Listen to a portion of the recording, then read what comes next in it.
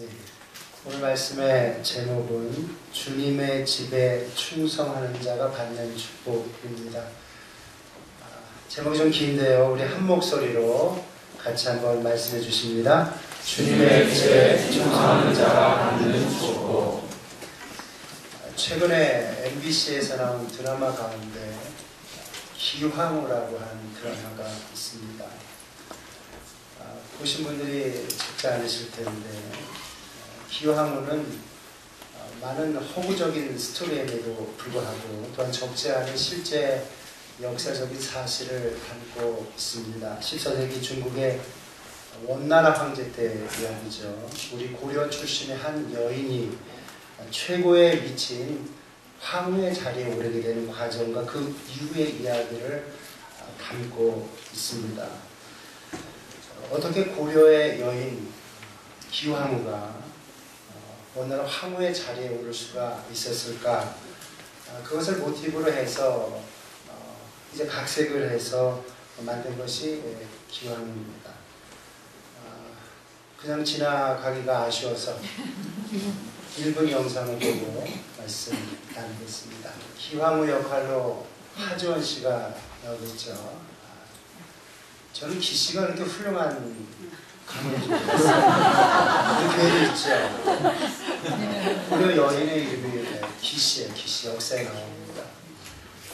그 여인이 궁녀로 갔다가 실제 역사에 보게 되면 우리 황관들의 도움으로 미리 잡혀갔던, 일찍 잡혀갔던 고려 황관들의 도움으로 극적으로 황후에 오르는 그 이야기가 담겨 있습니다. 원나라 황제 순제 때 일인데요.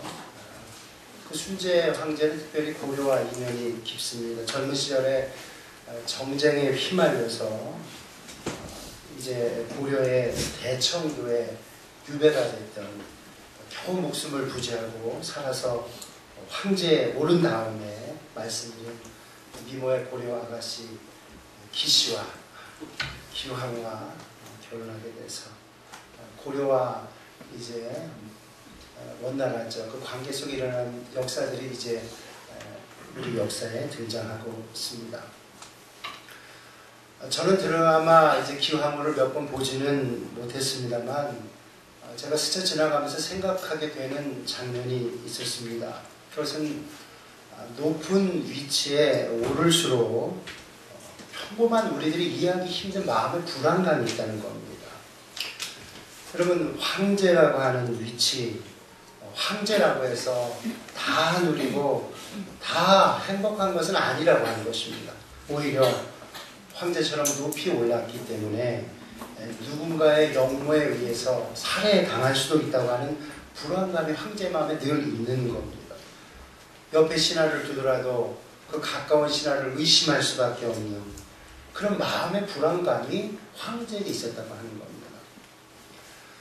비슷한 사례인지는 모르겠습니다만 조선시대 숙종임금의 일화 가운데도 비슷한 일화가 있습니다. 숙종임금은 평면의 옷으로 갈아입고 백성들의 민심 파악하기를 좋아했습니다. 그래서 한날도 이제 소수의 호위 무사들을 데리고 변장을 하고 민정 사찰을 나갑니다. 그러다가 한날 이제 저잣거리에서 침통한 표정을 짓고 있는 한 선비를 보게 됐습니다. 숙종임금이 지나가는 말로 한마디를 합니다. 어이 선비, 선비는 어인 일로 그렇게 표정이 어두우시오. 그 선비가 말하길 나는 과거 시험을 보러 왔다가 허망하게도 낙방을 했소 얘기를 합니다. 숙종임금은 위로해 주면서 말을 몇 마디 덧붙입니다. 참 안 됐어. 내가 보니 실력은 있는데 운이 안 따랐고요. 그러면서 얘기를 하는 겁니다. 만약에 말이요. 내가 관가에 힘을 좀 쓸 수 있는데 작은 벼슬이라도 추천해주면 한번 일을 한번 해볼 수 있겠소? 그렇게 물었습니다. 선비가 그 얘기를 듣고 얼굴 한번 쳐다보니까 그분이 보통 얼굴이 아닌 겁니다. 그래서 이 얘기를 하는 겁니다. 바보하니 뉘신지 잘 모르겠지만 명문 가문 높으신 어르신인 모양인데 작은 벼슬이라도 저를 시켜주면 제가 최선을 다해서 한번 일해보겠습니다. 매달렸습니다.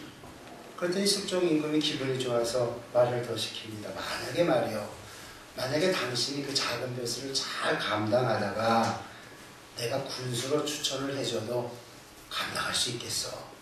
하다마다 이 왕이 이제 기분이 좋아서 계속해서 이제 계급을 올려붙이는 겁니다. 만약에 당신을 2조 판서로 임명하면 어떻겠어? 정승을 시켜줘도 하겠어.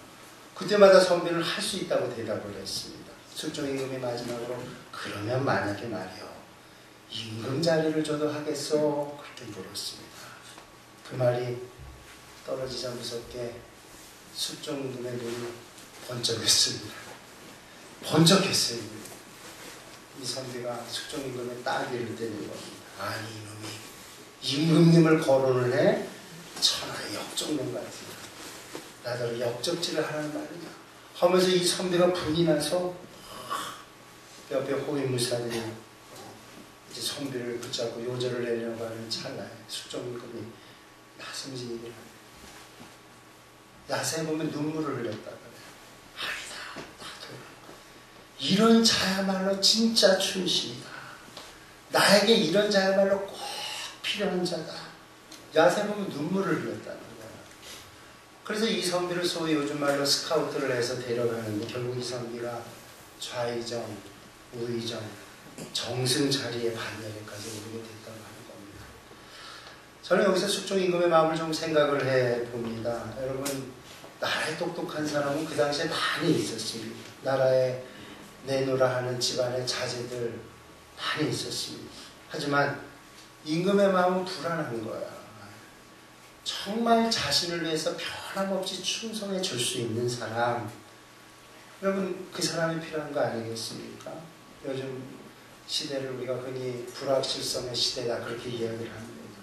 경제도 불확실하고 직업도 불확실합니다. 사회적인 상식도 끊임없이 변하고 있습니다. 과거에는 의사, 변호사, 사자들을 믿으면 미래가 보장됐다 얘기를 했습니다. 그러나 이제는 다 모든 것이 불확실합니다. 믿을 사람도 없습니다. 누구를 믿고 어떻게 얘기를 할지 우리가 모르는 시대를 살고 있습니다. 청년들은 직장이 없다고 한숨을 짓지만 회사의 오너 입장에서는 어떻습니까? 믿을 만한 사람이 없다고 합니다. 똑똑한 것도 둘째고 회사와 끝까지 함께 가겠다. 여러분 그런 젊은 친구들은 지금 눈 씻고 찾아가도 없다고 하는 겁니다. 말만 신입사원 때 그럴듯하지 속마음은 돈만 조금 더 주면 내가 거기로 옮기겠다. 그런 친구들이 대부분이라는 거야. 그래서 기업체에서 어느 때부터인가 서울대, 연고대 학생들을 기피한다지 않습니까? 차라리 지방대 학생들이 더 낫다. 똑똑한 친구들은 조금만 가르쳐 놓으면 금방 다른 곳으로 옮길 생각을 한다는 겁니다. 아니 입사할 때부터 첫 출근할 때부터 더 나은 조건의 회사를 뒤적뒤적 한다고 하는 겁니다. 그러니 오너 입장에서는 사장님 입장에서는 조금 부족하더라도 묵묵히 신의를 지켜가는 그런 청년들 여러분 쓰고 싶지 않겠습니까? 여러분 시대가 바뀌어도 어느 시대나 불변하는 하나님께서 주신 가치가 있습니다. 그 불변하는 가치 그게 무엇입니까? 바로 믿음입니다. 바로 신뢰입니다. 조금 고전적으로 말하면 바로 충성입니다. 여러분 우리나라 이전부터 나라의 근간을 충과 효로 잡았습니다. 여러분 조선시대 이시조선 말도 많고 탈도 많았지만 조선시대가 500년을 이어왔습니다. 어느 항상 강연을 들으니까 여러분 한 왕조가 500년을 이어온 것 우리 조선 왕조가 거의 유일하다는 거예요. 이시조선이 500년을 이어왔다는 겁니다. 나라의 근간이 튼튼하니까 오래 버티는 거예요. 여러분 충성이라고 하는 것은 쉽지 않은 것입니다. 충성이라고 하는 건 어려운 것입니다. 그렇기 때문에 귀한 것이라고 우리가 말씀드릴 수 있겠습니다. 오늘 오후에 우리 기대주 장로님 말씀하셨지만 오늘 오후에 저희가 재직 헌신 예배를 드립니다.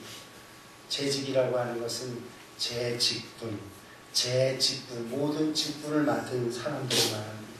우리 교회 공동체에 크고 작은 직분을 맡은 모든 분들이 이제 신년의 새해 주님 앞에 각오를 헌신을 다짐하는 시간이 재직 헌신 예배 시간입니다. 여러분, 주님의 교회가 든든하기 위해서는 그 근간을 이루는 정신이 바로 충성이고 헌신이라고 말할 수가 있습니다. 여러분, 오늘날 한국교회가 약해진 이유가 무엇입니까? 물론 뭐 여러 가지 이유가 있겠습니다. 그 중에 가장 중요한 것이 바로 초대교회같이 그 순수한 헌신, 초대교회같이 그 순수한 충성의 마음을 가진 분들이 점점 사라져가기 때문이 아닐까 그런 생각을 하게 됩니다.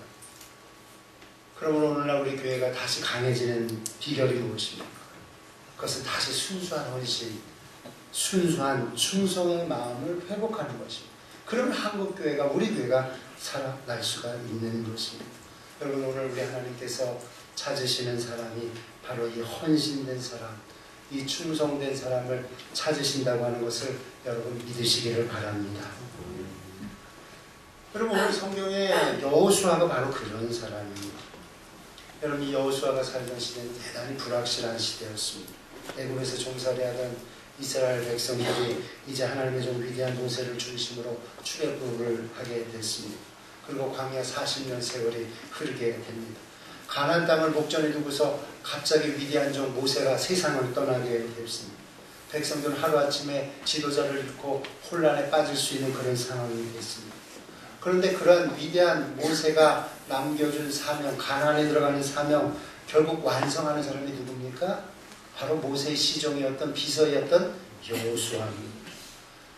여러분, 모세도 쉽게 이룰 수 없는 일을 그의 비서였던 여호수아가 이루게 되는 겁니다. 여호수아는 어떤 사람입니까?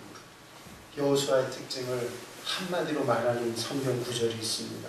우리 한번 같이 찾아보십니다. 출애굽기 33장 11절. PPT가 준비되어 있지 않습니다. 여러분 당황하셨죠? 여기 성경 꼭 가지고 다니시고요. 출애굽기 33장 11절 말씀. 우리 성경 있으신 분들 출애굽기 33장 11절 한 목소리로 같이 했습니다. 사람이 자기 친구와 얘기하는 같이 그 앞에서는 모세와 대면하여 말씀하시며 모세는 집으로 돌아오나 그의 아들 젊은 수종자 여호수아는 회막을 떠나지 않느니라. 다시 말하면 지도자 모세는 이른 아침마다, 이른 새벽마다 주님 앞에 나와서 기도하는 습관이 있었습니다. 주님 앞에 나와서 첫 시간을 하나님 앞에 기도함으로 출발했습니다. 근데 그 기도 시간이 얼마나 달콤했는지 마치 하나님과 이야기하는 교제 시간과 같았다고 하는 것입니다. 아마 모세는 그렇게 시간을 정해놓고 기도하고 하나님과 교제했던 것 같습니다. 근데 여러분, 모세가 기도할 동안에 이제 적들이 쳐들어올 수 있는데 또 누군가 모세를 공격할 수 있는데 모세가 기도할 동안에 든든하게 모세를 지켜준 사람이 누구입니까? 말씀해보니까 그 사람이 바로 여호수아였습니다. 모세는 기도하는 동안에 안심하고 여호수아를 믿고 기도할 수 있었습니다. 오늘 말씀해보니까 심지어 모세가 진영으로 돌아온 다음에도 여호수아는 회막을 떠나지 않고 그 자리를 든든히 지켰다 그렇게 기록해 놓고 있습니다. 그러니까 여호수아에게 있었던 마음, 그 마음이 바로 충성의 마음. 여호수아가 모세의 후계자가 될 수 있었던 마음이 바로 그 충성스러운 마음이었다고 하는 것입니다. 여러분, 사실 앞서 하나님께서 모세를 쓰셨던 이유도 바로 같은 이유였습니다. 우리 마지막으로 성경 한 구절 더 찾아볼까요? 민수기 12장 6절 말씀입니다. 구약성경 민수기 12장 6절 7절 말씀.